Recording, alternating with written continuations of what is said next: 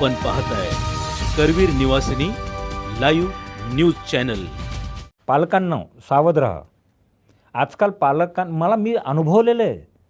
हॉटेलमध्ये होतो परवा आम्ही जेवायला, तर शेजारच्या टेबलवर आईवडील आणि त्यांचा लहान मुलगा एक 3-3.5 वर्षाचा, तो जीव देत नव्हता असं त्यांना वाटलं आणि म्हणून त्यांनी मोबाईल खेळायला दिला मुलाला आणि ते दोघं जेवत बसले. मला ते अवघड वाटलं, चांगलं नाही वाटलं. आईने जीव घालायचं असतं मायेने, भले हॉटेलमध्ये जीव घाला. आपली ही संस्कृती आहे, ती विसरली. त्याचा तोटा काय झाला की मुलं मोबाईल ॲडिक्ट व्हायला लागलीत. लहानपणापासून स्क्रीन टाईम वाढायला लागला आहे, स्पॉन्डेलिसिस वाढायला लागलेत आणि मुलांच्याकडनं नकळत गेम खेळण्याच्या नादात पैसे जायला लागलेत. म्हणून मी त्या मॅडमना म्हटलं की वहिनी एक काम करू का, 5 मिनटं देणार असाल तर मी एक डेमो देऊ का तुम्हाला, मला डेमो द्यायची सवय आहे. तर त्या म्हटलं का हो. म्हटलं हा मुलगा तुमचं जेवण होईपर्यंत मोबाईल खेळणार नाही ह्याची मी डेमो देतो, तुम्ही जेवण करा शांतपणे. आणि त्या बाळाला घेतलं 1 मिनिट, मोबाईल त्याच्याच हातात, त्याला फक्त मी बडबड गीत असं चुटक्या वाजवत त्याच्याबरोबर म्हणत राहिलो. ते हसायला लागलं. हसता हसता त्याने फोन कधी खाली ठेवला त्यालाही कळलं नाही आणि मग तुम्हाला रिस्पॉन्ड करायला लागला.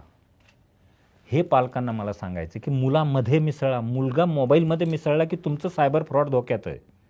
दुसरं, आजोबा घरी, आईवडील कामाला जातात, लहान मुलगा घरी असतो, आजोबा आजी सांभाळत असतात. तर आजोबा आजी हाच अप्रोच ठेवतात नातवा संदर्भात. रडायला लागला की दे मोबाईल, मग ते गेम खेळत बसतं.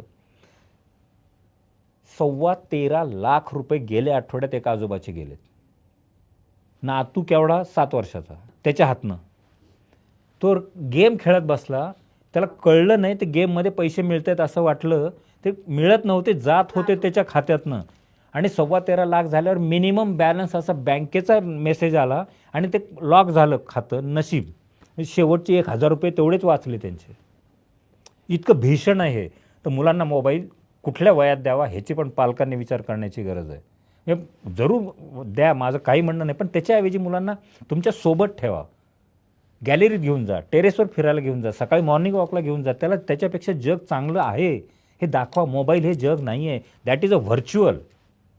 रिअल वर्ल्डमधनं तुम्ही त्यांना आणलात तर सायबर फ्रॉड थांबण्यासाठी मोठा